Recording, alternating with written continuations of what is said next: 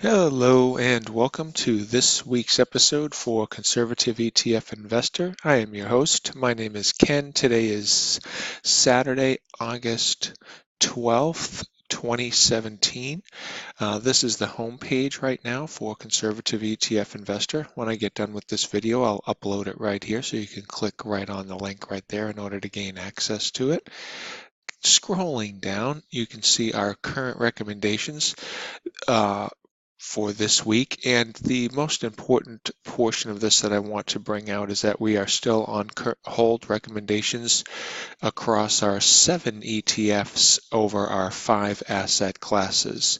If you are new to Conservative ETF Investor and you want to learn more about our recommended portfolio, you can click over here on Portfolio Ideas and see what our ETFs are that we recommend and our percentage allocations for each of the ETFs and also why we recommend that.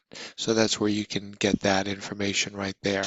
Over here on our current recommendations page, you can see what our ETFs are, what our transaction date was and what the recommendation was on that date, and the price action that it was on that date, as well as where we are today, profit loss, and everything, dividends, total returns, and the beta of everything. Our total portfolio beta is 0.63, which, if you're new to beta, represents with how much volatility or up and down the portfolio goes. The S&P 500, with symbol SPY for the ETF, has a beta value of 1 as an example, and we're 0.63 for our beta for our portfolio entirety. Okay, now let's see how well the portfolio has fared thus far.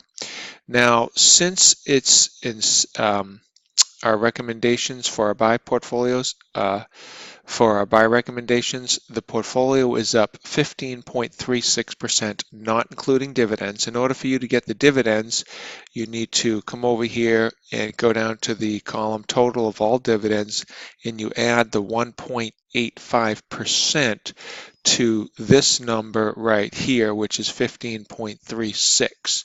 Now, year to date, which is just calendar year 2017, we are up 8.15% for the year.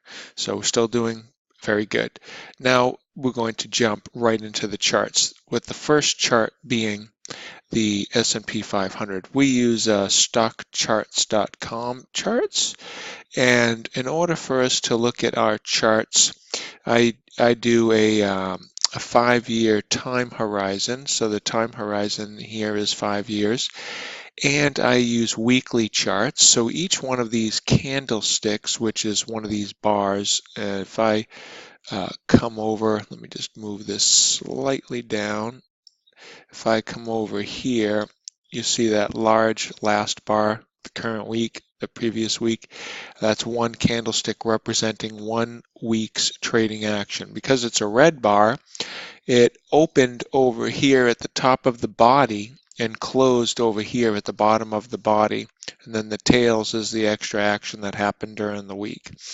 Okay, now looking at our at this particular ETF. By the way, this particular chart that we're looking at is symbol SPY. It's the S&P 500, traded on the New York Stock Exchange, lost 1.33% for the week. Now the over here in the thumbnail, you can see the action a little bit better than here in the actual chart. Now, one item I've added this week compared to my previous weeks is as I've added this horizontal line right here, which I'm stating is that it's a sell if we get a close below 239. And the reason why I added that is because this previous week we've seen a pretty good decline, and it's showing a crack in the market, if you will. Also, what I'm seeing here is a negative divergence. Now you see how the MACD has remained flat this entire time from for approximately April to today. And if you follow this and you bring this up to right about here, you see that the index has gone up during this time, but the MACD has remained flat. It's not, in other words, it's not confirming the trend as it did confirm the trend here. You see that we went up and the MACD went up. That confirmed the trend. Now it's no longer confirming the trend. This is called a negative divergence because it's not confirming the trend, indicating that there's the risks ahead are higher than they were during this previous period. Okay. Now we were trading in this, we still are trading in this upper trading wedge pattern. Okay. This support line is coming up, getting a little bit tighter with that. And also you can see that we've broken down here and just had a pretty good negative week. And then seasonality wise, this is also a bearish time of the year seasonality wise. So between all of these things, I added this line here because I want to, it would also, if we get a close below this, it would take us below this lower trading trend channel, and who knows exactly where the support would lie. So I'm trying to lock in some profits there too. All right, so that is why I added that line there. But we're still in this trading wedge pattern, so that's why we're still on a hold recommendation. Okay, so you'll see that throughout the charts. Now, we use two momentum indicators. The top one is the MACD moving average convergence divergence at default settings, and the bottom one is slow stochastics at default settings. Okay, now the MACD is pretty flat, like as I explained, but it is showing a negative divergence, which is somewhat bearish. The black line is below the red line, meaning the MACD is below its signal line, which is bearish. And another thing that is of concern is that if you look at the 5-year time horizon, and we're up here at this level, 4.925, these are very high levels, and the MACD is going to soften. Now that can soften while the market goes up. As you can see here, the market went up and the MACD, well, it kind of floated in this area before breaking down. And when it broke down below that bottom line right there, then the market cracked a little bit and went below the, oh, by the way, these two, the blue and the red line, is the 17-week and the 34-week exponential moving average. So we use two moving averages here. And right now, we're getting close to, you can see it over here in the thumbnail. The ETF is still riding above the 17-week, but it looks like it's going to come down and at least touch it. If possibly even come down and touch the 34-week, which, by the way, would probably be good buying opportunities at that point in time. It would be nice to see somewhat of a correction in this strong bull market because it has been so strong for so long. It's kind of overextended. We're at a point where a pullback is somewhat welcomed. Okay. All right. So now that pretty much is the chart for the S&P 500. We're going to move on to our next chart, which is QQQ. Now QQQ is the symbol is QQQ. These are the NASDAQ 100 shares traded on the NASDAQ. Okay.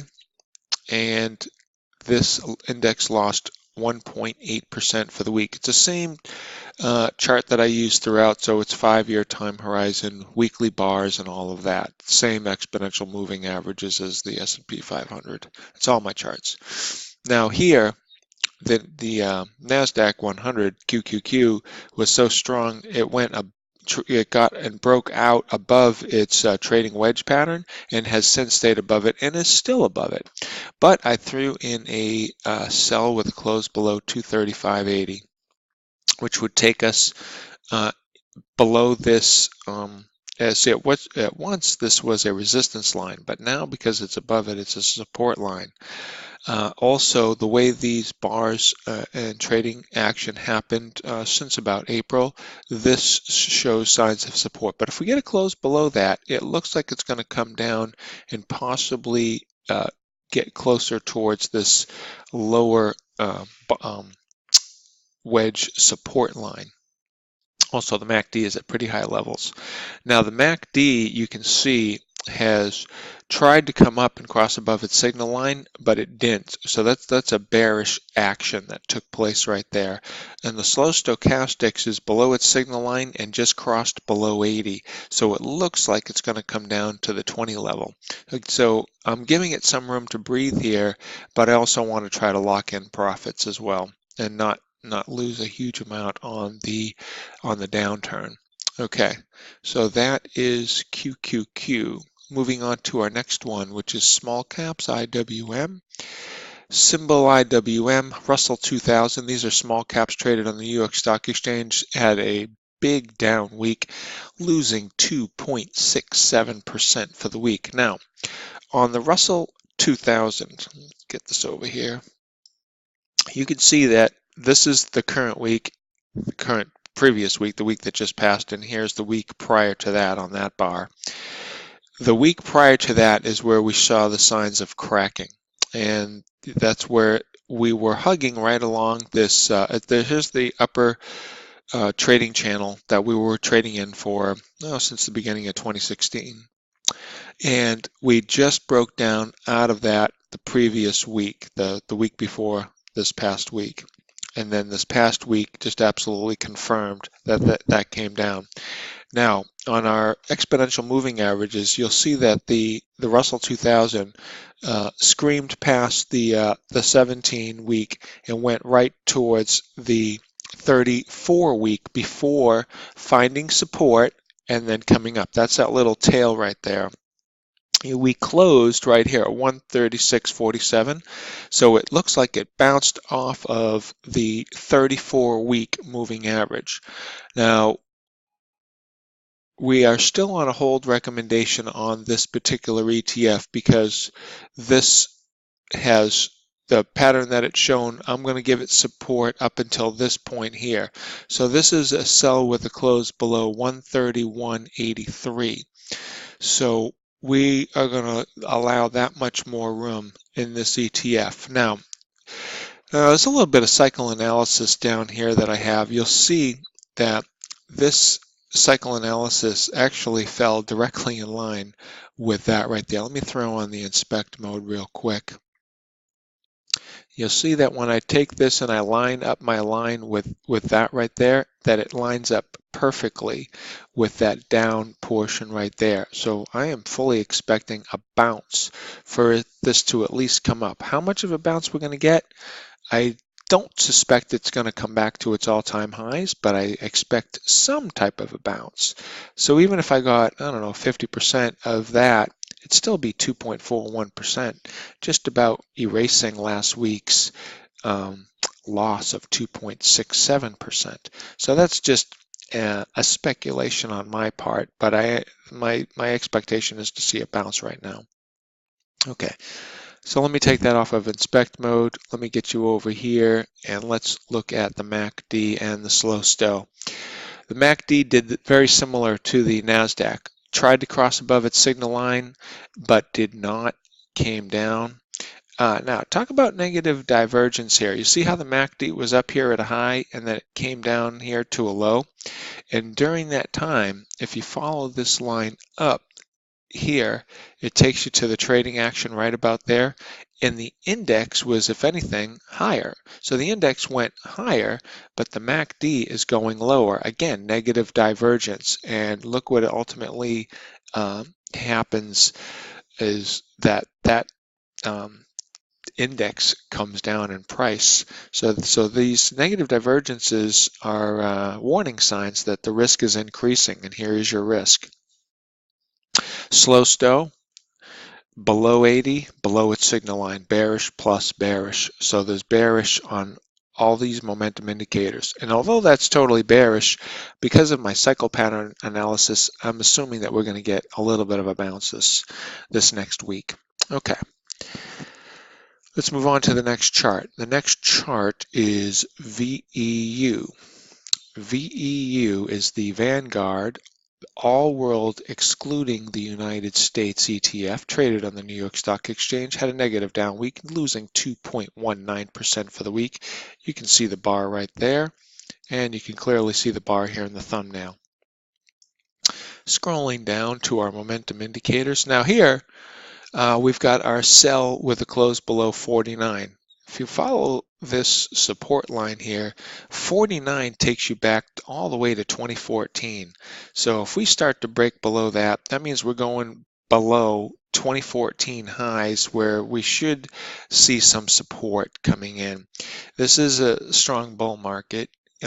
Even though we're showing some signs of a warranted correction.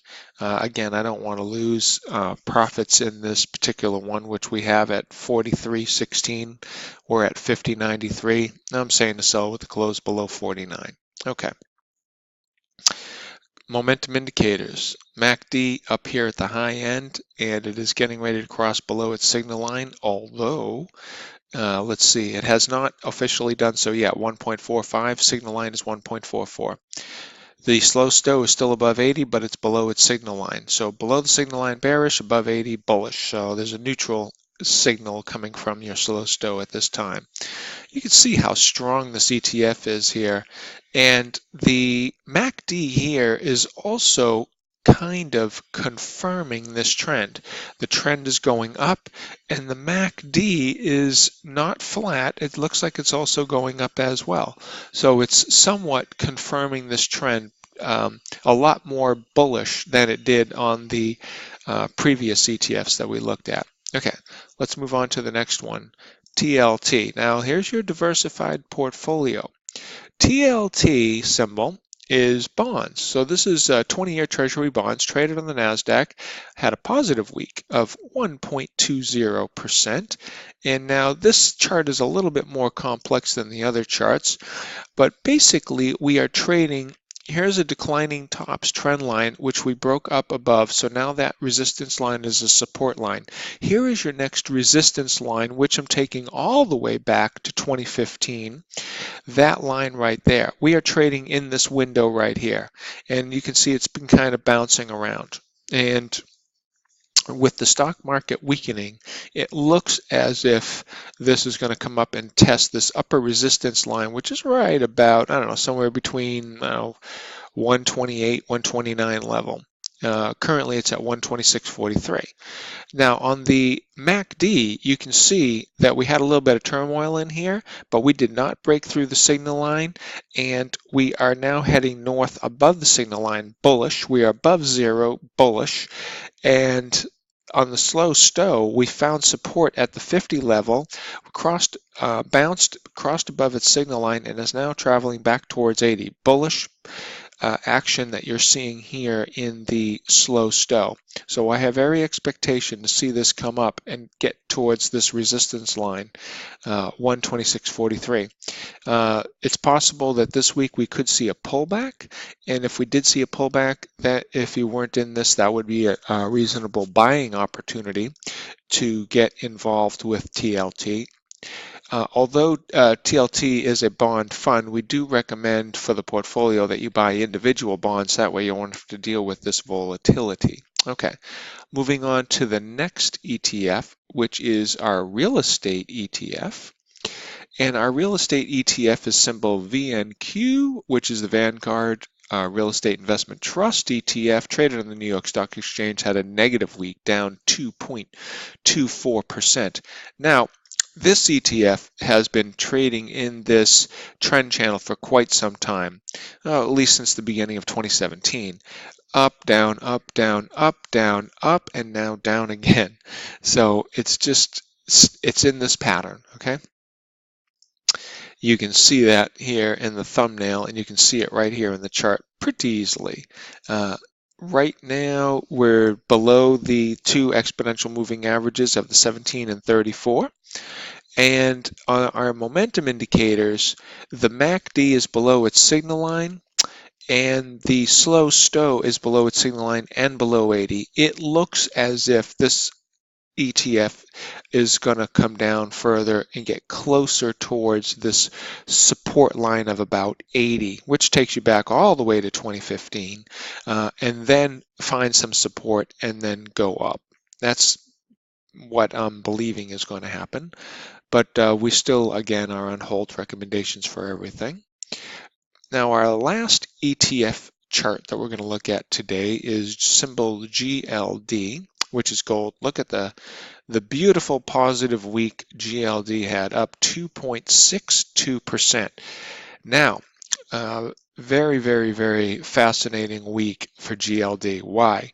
This is a declining tops resistance line that has been in effect for at least 6 years that GLD could not get above. Every time it came up to push it, prod it, test it, it broke down. Came up, push it, prod it, test it, broke down. Came up, push it, prod it, broke down. Finds that support at the 115 level. You'll see that this was converging upon itself, and then what happened this week? It broke up, went up above it, and went up above it and closed at the top. Look at the beautiful bar chart right there. It closed at the top of the week, and it closed above this declining tops resistance line, which has been in place for years. Now, this particular pattern, finding support here at 115 and the declining top, well, it wasn't going to break down, and the triangle kept getting tighter and tighter, and then so ultimately this is going to end up and resolve to a bullish fashion. We just broke up above it.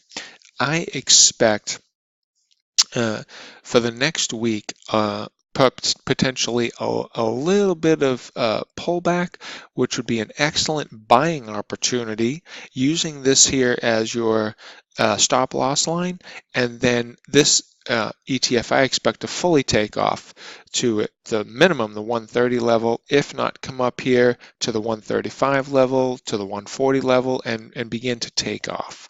So I do expect this good things from gold coming up in the years 2017 and 2018. Ultimately, from this point right here, we are currently at 122.79,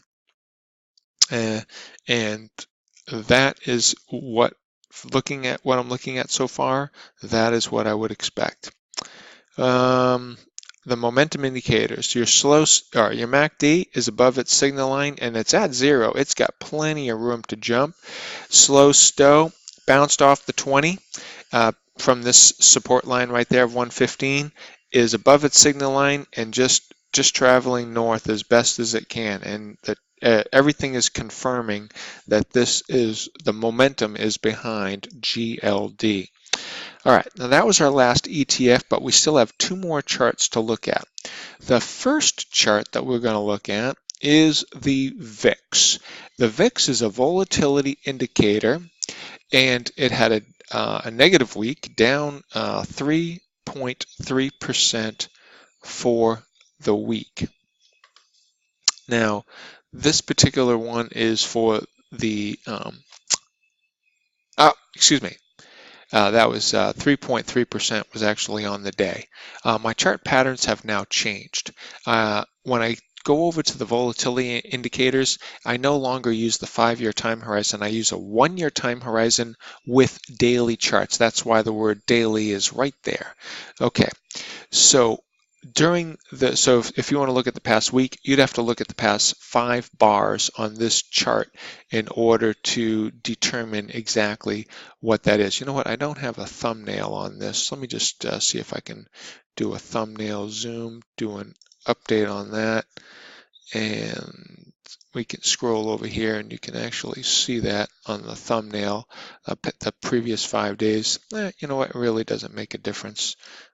I'll just take that off. On this particular chart, it looks like it doesn't make a difference. I was just playing around with that. All right, let me go ahead and update that. Okay, now what happened is that this is an inverse indicator. As the VIX goes up, down here I've got a chart for the S&P 500. You can see the S&P 500 goes down. MACD is following the VIX. The VIX was at very, very, very low levels here in the 9 range, which is a historic low number.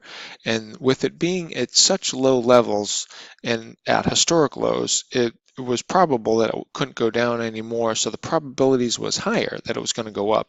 And when this goes up, the S&P 500 generally goes down, which is exactly what happened.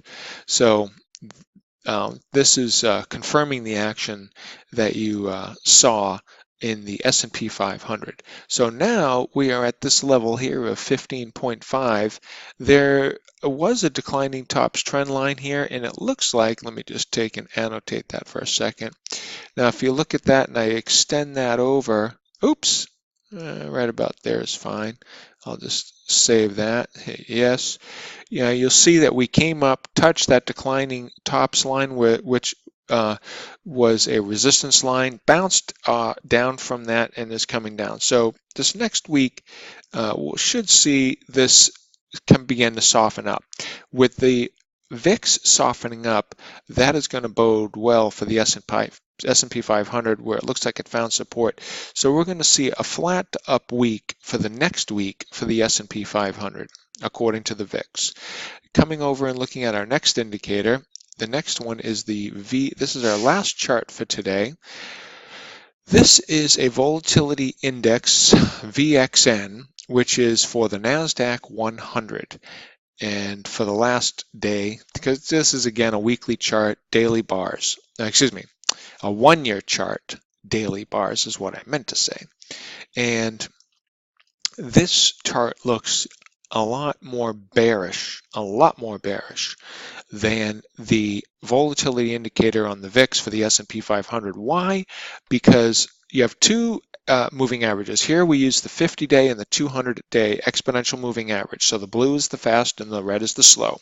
Here the blue is above the red and the index is above both, which is all negative occurrences. Also, going back 3 months, the trend of the 50-day is going up. As this goes up, down here I've got the NASDAQ 100 chart. As this goes up, the NASDAQ 100 goes down. Now it did find some support there in the, let's see here, when the NASDAQ was going up after this line here, you'll see that the VXN was tanking during that time. But when that happened, ultimately it topped out and has since began to roll over, which is exactly what is happening here. So the VXN is showing that the NASDAQ is worse off than the S&P 500, and generally in bull markets, you want to see the NASDAQ leading the market over the S&P 500, showing that investors are willing to take on that technology risk trade. Now you're seeing that they're risking off of the technology risk trade and going more towards the safer large cap, which is the S&P and the Dow Jones. And that's why you're seeing those indexes hold up better than, as an example, the NASDAQ 100 index. Let's go back and look at a chart of the NASDAQ 100. All right. Now the NASDAQ 100 was stronger than the S&P 500, and that's why it broke out above this. But now it's not quite as strong as the S&P 500. Okay, but it is still above its these lines here. But we are showing signs of cracking definitely on this. You can see it beginning to roll over right here. We're right at the top edges of a potential topping in the market. And you can see the negative divergence. You can clearly see the negative divergence. See this peak to this peak, how this goes up, and on the MACD, this goes down. That's a negative divergence. All right, so that's going to wrap up this week's episode. I hope you have enjoyed watching this, and please subscribe to my channel and tell some friends. I'll talk to you later.